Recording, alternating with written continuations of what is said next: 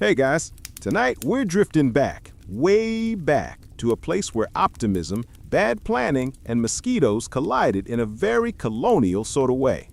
So grab your blanket, dim the lights, and maybe tuck in a little deeper. We're talking about the lost colony of Roanoke. You've probably heard the phrase before, usually with a dramatic History Channel echo voice. But tonight, there will be no thunder, no lightning, just a steady stream of questionable decisions, damp hues, and people with names like Bartholomew. Now, the Roanoke Colony has been one of those mysterious stories that pop up in history books, usually right between the section on Spanish gold fleets and some terrible woodcut of witches. It was England's first attempt at planting people in North America, and, spoiler alert, they didn't exactly thrive. In fact, they disappeared so completely that historians are still shrugging about it 400 years later, which is impressive. Most of us can't even keep track of where our car keys went yesterday. But let's start at the beginning, because history always begins with someone rich and overconfident deciding that other people should go live somewhere uncomfortable. And in this case, that person was Sir Walter Raleigh. Raleigh was one of Elizabeth I's favorites at court. He was tall, charming, and had a habit of writing sappy poetry. Basically, he was the kind of guy who would post too many Instagram stories if he lived today. The Queen liked him enough to give him permission to set up English colonies in the New World.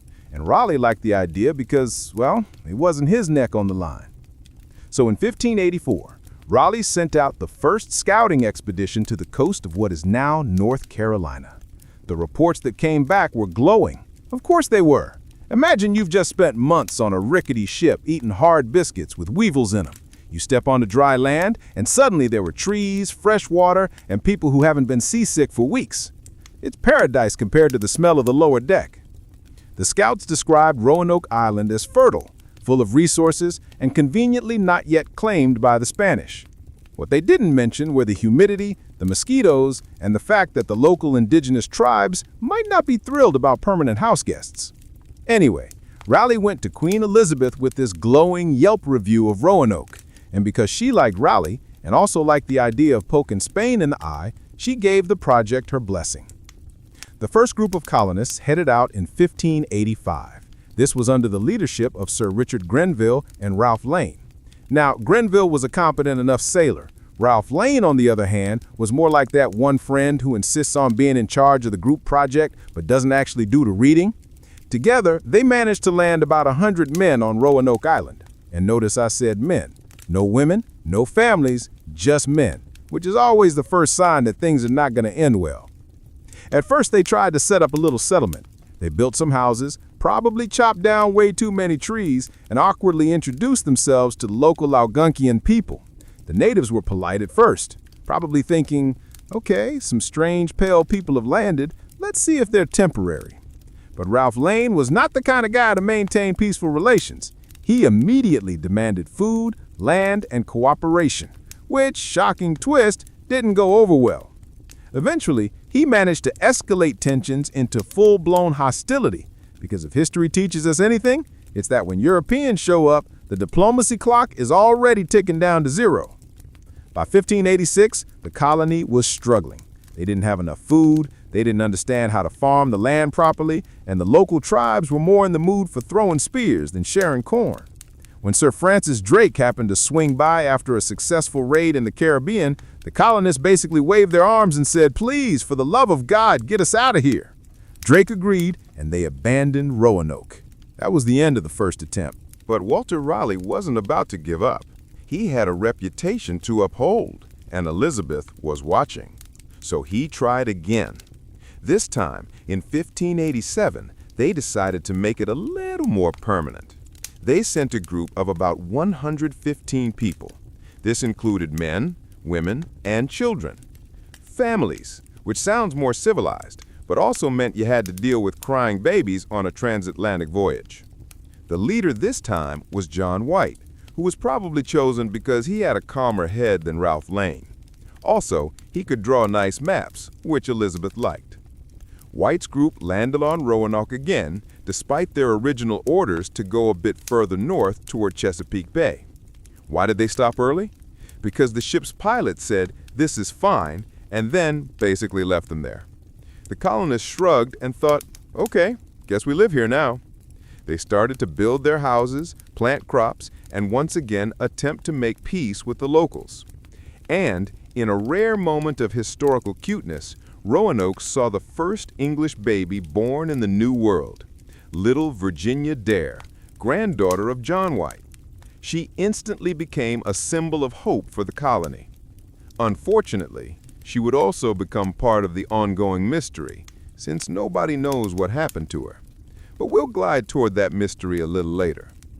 Things started out tolerably, but it didn't take long before the colonists realized they didn't have nearly enough supplies to make it through the winter. So, John White, as the responsible leader, made the tough decision to sail back to England to gather reinforcements and provisions. He promised the settlers he'd return as quickly as possible, which, in 16th century shipping terms, meant sometime in the next year if I don't sink. Unfortunately for White and the colonists, world politics had other plans. When White got back to England, the Spanish Armada was gearing up to invade. England needed every ship and every sailor to fight off the Spanish, so White's return trip to Roanoke kept getting delayed. 1 year turned into 2, then 3. Imagine being stuck on a barely established colony waiting for supplies and your leader just doesn't come back. Not exactly the most comforting situation. Finally, in 1590, John White managed to return. He sailed back across the Atlantic, probably rehearsing his apology speech the whole way. But when he landed on Roanoke, the colony was gone. Completely gone. The houses were dismantled, the people had vanished. There were no bodies, no signs of a massacre, no bones scattered around, just emptiness. The only clue was a single word carved into a tree, CROATOAN, which, let's be honest, sounds like the setup for a bad horror movie. Now, CROATOAN was the name of a nearby island as well as the name of the indigenous people who lived there. White immediately thought, okay, they probably moved in with the Croatans. That makes sense. He wanted to sail there and check. But of course, because Roanoke is cursed with perpetual bad luck, the weather turned against him. A storm rolled in, supplies were low, and the sailors refused to risk it. So White had to leave without finding out what happened to his daughter, granddaughter, or anyone else in the colony. And that, my friends, is how Roanoke earned its title as the Lost Colony. But don't get too cozy yet, because the theories, speculations, and half-baked guesses about Roanoke have been swirling for centuries. We'll drift into those slowly, like a ship that may or may not have enough biscuits left. So, where were we? Ah, yes. Our friend John White had just returned to Roanoke in 1590, found nothing but a carved word in a tree, and then promptly had to leave again because the universe clearly had it in for him. Imagine spending years building up the courage to come back, hoping to see your family, maybe your granddaughter running around in the dirt, and instead you find a tree with graffiti.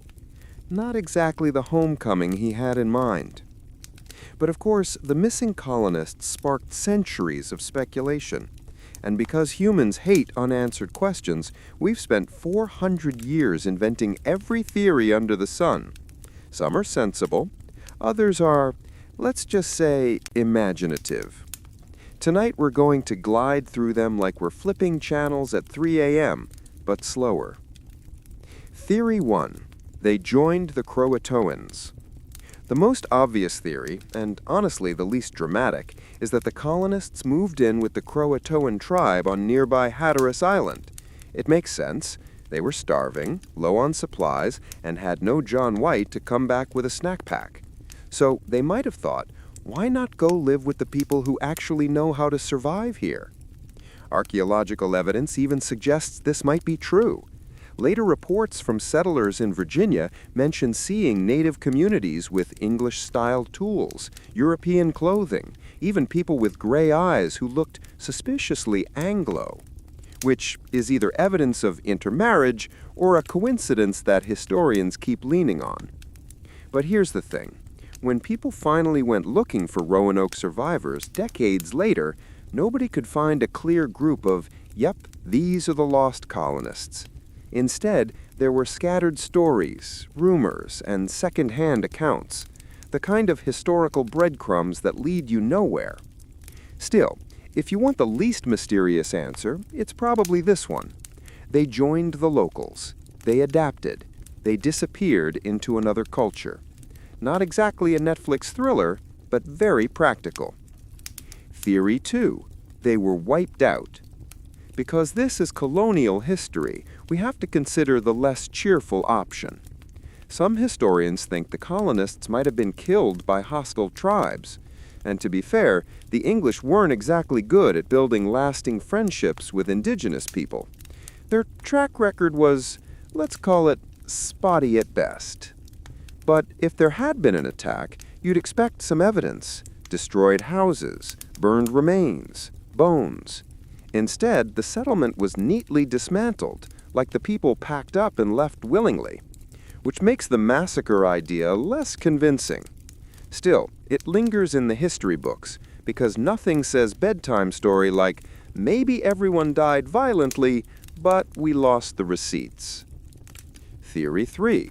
They tried to sail back. Another idea is that the colonists, tired of waiting, tried to build their own ship and sail home, which is both bold and wildly optimistic. We're talking about people who could barely manage planting corn. Imagining them constructing a seaworthy vessel out of leftover planks feels a bit generous. But hey, maybe they tried. If so, they likely disappeared into the Atlantic, which swallows failures faster than you can say wooden raft. Theory 4. Spanish sabotage. At the time, England and Spain were basically in a toxic breakup. England had been poking Spain in the Caribbean, stealing gold ships, sinking fleets, you name it. So the Spanish may have decided to take revenge by wiping out this tiny English outpost before it could grow. Sounds dramatic, right? But again, there's no evidence, no burned fort, no signs of Spanish occupation. If they had bothered to destroy Roanoke, they probably would have bragged about it. Spain wasn't exactly shy about flexing, so while it's possible, it feels more like a conspiracy theory than a fact. Theory 5. Everyone just starved. Sometimes the simplest answer is the most boring. Roanoke was a terrible spot for a colony. The soil was sandy, the climate harsh, and supply ships didn't come. If you can't eat, you can't live. It's possible the colonists just slowly died off, one by one. But if that happened, where are the graves? Where are the signs of desperation? Instead, all we get is CROATOAN, which again points us back to Theory 1. They moved somewhere else. Theory 6. Aliens. Because, of course, whenever there's a mystery, someone out there will insist aliens did it. Did extraterrestrials beam up 115 starving English colonists in 1590? Probably not, but try telling that to the guy who writes books about ancient astronauts. He'll have charts, glowing rocks, and a lot of confidence. Now, for centuries, the mystery of Roanoke remained unsolved. Every so often, a new expedition would claim to find evidence, pottery shards here, a rusty musket there, but nothing definitive. Roanoke became less of a historical puzzle and more of a cultural legend, a bedtime ghost story for colonists in Virginia, a fun trivia fact for textbooks, and eventually a kind of metaphor for the risks of empire building. You want to plant a colony? Well, maybe it vanishes. The aftermath in England. So what happened to Walter Raleigh while all this mystery was brewing? Well, poor Raleigh never actually set foot in Roanoke himself. He just sent other people to do the dirty work. After the failure of the colony, his reputation took a bit of a hit.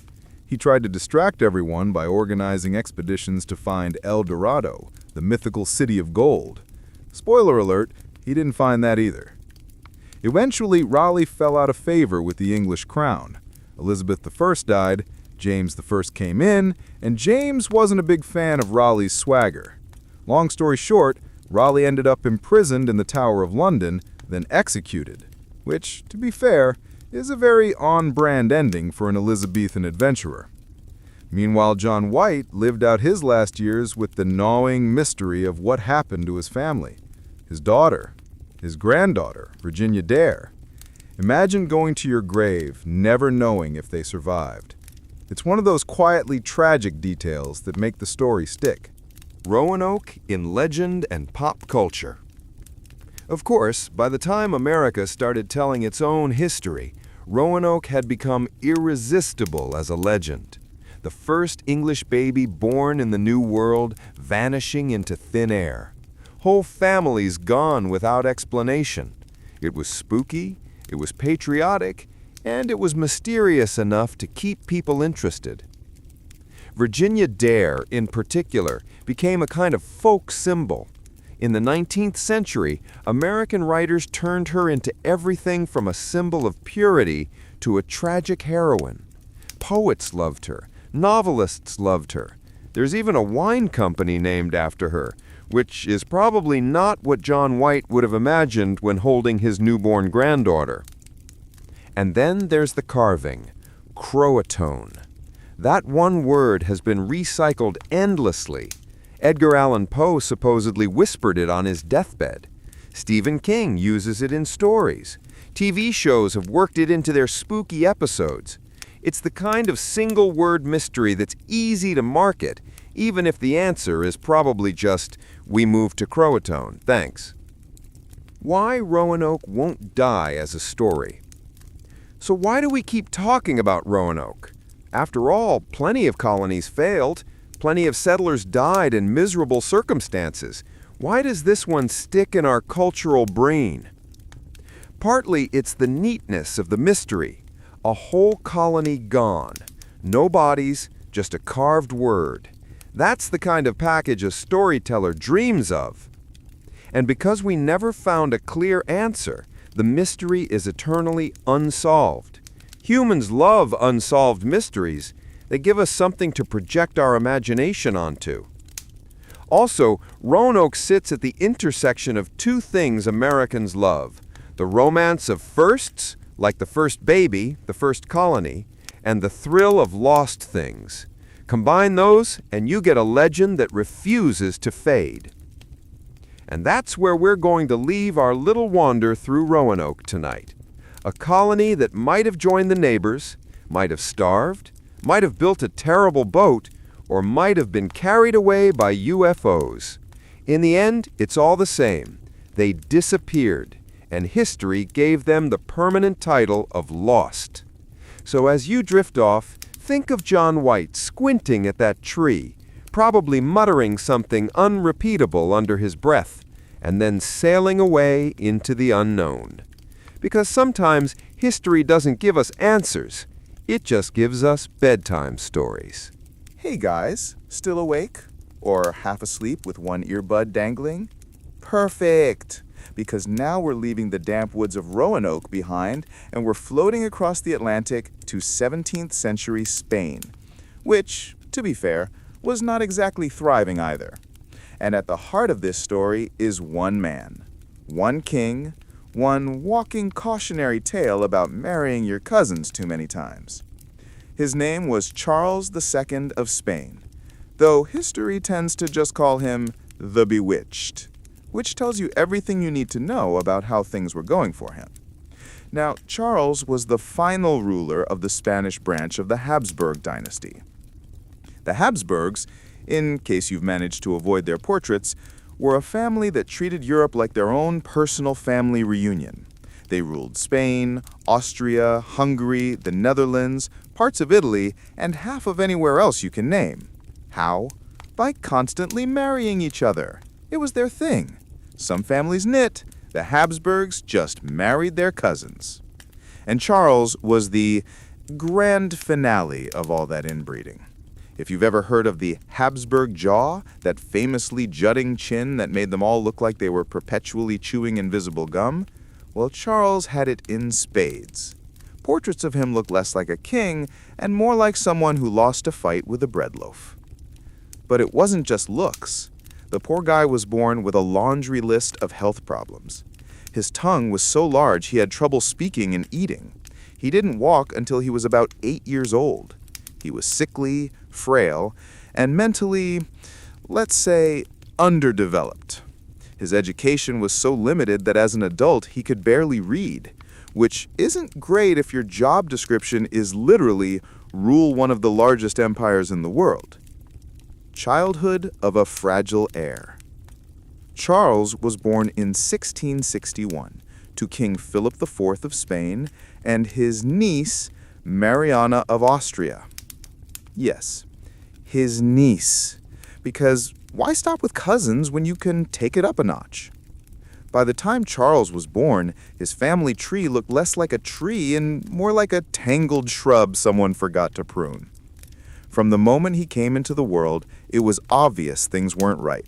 He was weak, constantly ill, and had that signature Habsburg jaw that made him drool excessively. Court doctors, never ones to sugarcoat, declared him unlikely to live past childhood, which is not exactly the congratulatory birth announcement you want to hear. But somehow, Charles survived, which meant he became heir to the Spanish throne. And when his father died in 1665, 4-year-old Charles became king. That's right, a toddler was technically ruling one of the most powerful empires on earth. Though, of course, the real power was in the hands of his mother and her regents. Charles, meanwhile, was mostly occupied with surviving another week. Growing up. Sort of. Charles's upbringing was unusual. He was spoiled rotten by his mother, who treated him like a fragile porcelain doll. He was rarely disciplined, rarely challenged, and was surrounded by attendants who bowed and scraped while he drooled on his shirt. He had toys, he had sweets, he had basically no idea how to function as a normal person. By his teens, it was clear Charles wasn't going to grow into the strong warrior king archetype. He was thin, sickly, and often bedridden. He had epileptic fits. He was described as having the mind of a child, which again, not great if you're supposed to be commanding armies. But Spain had no backup plan, so everyone just kept propping him up on the throne like a broken action figure. The problem of an heir. Of course, the big issue was that Spain desperately needed Charles to produce children.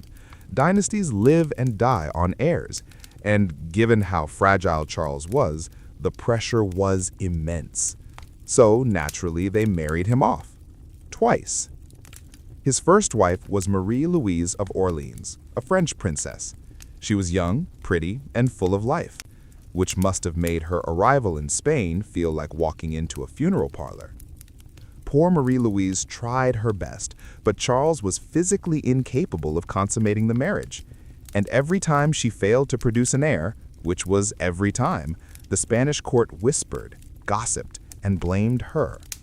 She grew miserable, depressed, and eventually died young at just 26. Charles's second wife was Maria Anna of Neuburg, a German princess.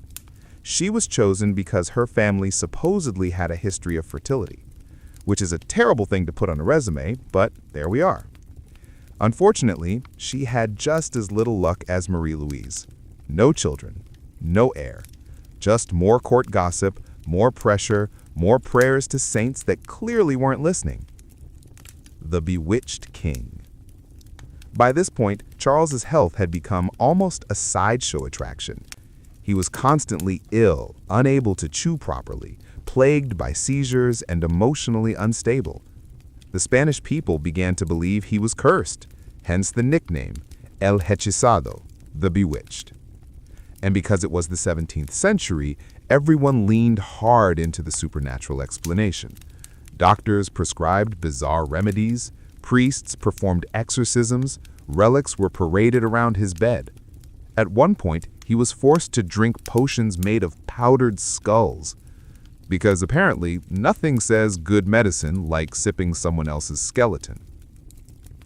Needless to say, none of it worked. Charles continued to decline, while Spain itself sank into financial and political chaos. Under his reign, the empire lost wars, lost money, and generally lost its reputation. The inevitable end. By 1700, Charles was only 38 years old, but looked decades older. His body was failing, his mind was clouded, and everyone was basically waiting for him to die. When he finally did, doctors performed an autopsy. The report claimed his body did not contain a single drop of blood. His heart was shriveled, his lungs corroded, and his intestines gangrenous. His head was full of water. His testicles were, and I quote, atrophied, which is maybe too much information, but the doctors really wanted history to know just how doomed he had been. With Charles's death, the Spanish Habsburg line came to an end. No heirs, no continuation. His death triggered the War of the Spanish Succession, as half of Europe scrambled to grab the leftovers of his empire. In other words, his life of sickness and failure ended in one last disaster for everyone else. A legacy of genetics. So what do we take away from Charles II? Well, mostly that marrying your cousins repeatedly is not a great idea.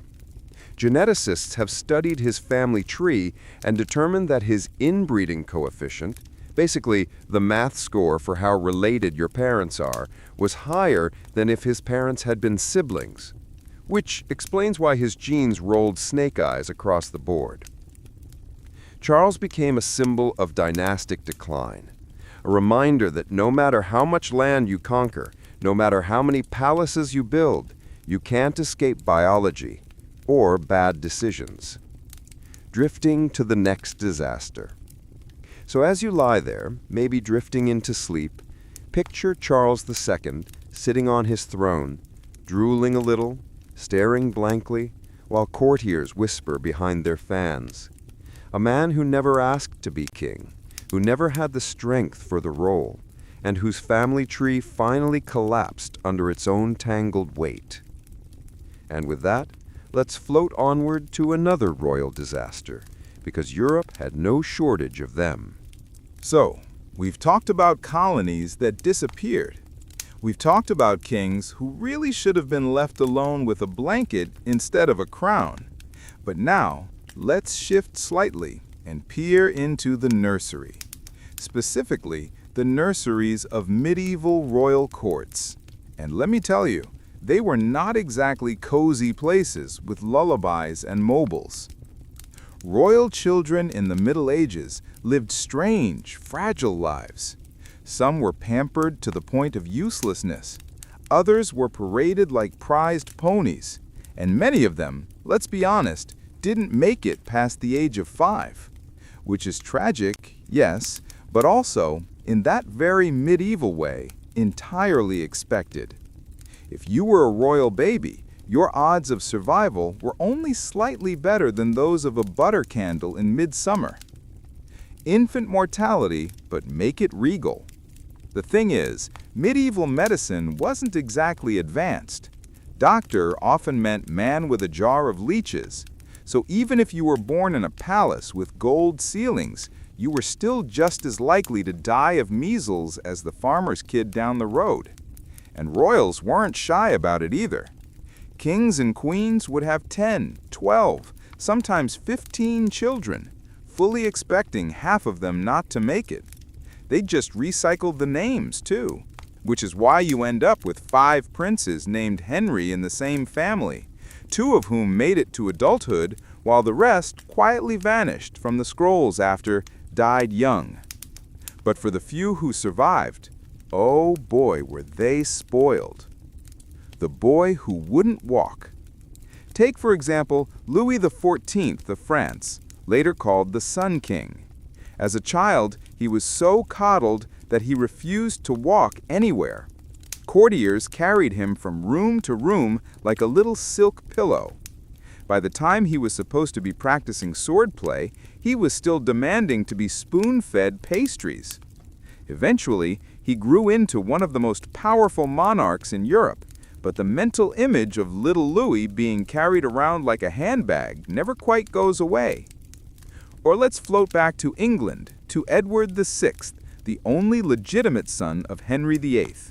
You'd think being the long-awaited boy would guarantee a golden childhood. Nope. He was sickly from the start. Thin, pale, coughing constantly. The royal portrait painters did their best, but even with artistic touch-ups, he looks like a child who desperately needed a nap. Edward became king at the age of 9, which of course meant he wasn't actually ruling anything. His regents ran the kingdom, while Edward mostly studied theology, practiced calligraphy, and progressively got sicker. By 15, he was dead of tuberculosis, which left England in chaos again, because apparently Henry VIII's obsession with having a male heir ended in a boy who barely made it through puberty. Little princes in the tower. And then there are the princes in the tower, Edward V and his younger brother Richard. Their story is equal parts tragic and murky. In 1483, after their father Edward IV died, the two boys were sent to the Tower of London for their protection, which in medieval politics usually meant, please start writing your will. They were supposed to be crowned, but their uncle, Richard, Duke of Gloucester, had other ideas. Suddenly the boys were declared illegitimate, and Richard became Richard III. Meanwhile, the two princes disappeared. Did Richard have them quietly smothered? Did they die of illness? Were they spirited away to live in hiding? Nobody knows for sure.